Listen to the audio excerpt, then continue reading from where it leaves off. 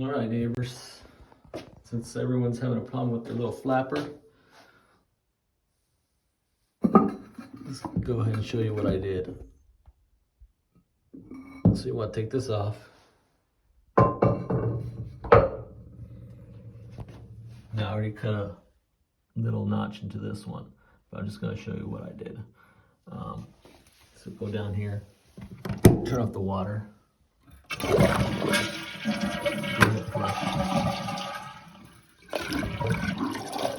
If you're having a problem, it's just going to stay up anyway.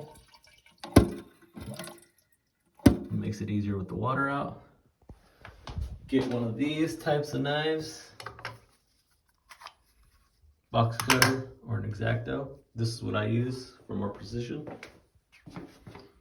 All right, what I did was I kind of just held it up like that and cut where it stuck. So I did two little incisions, one this way and one this way. These are relatively cheap if you want to just if you just want to buy one and replace it, but you will have to cut these off. So this will buy you some time. Pretty easy.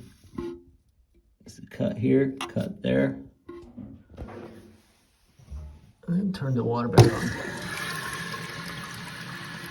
And it'll stop getting caught.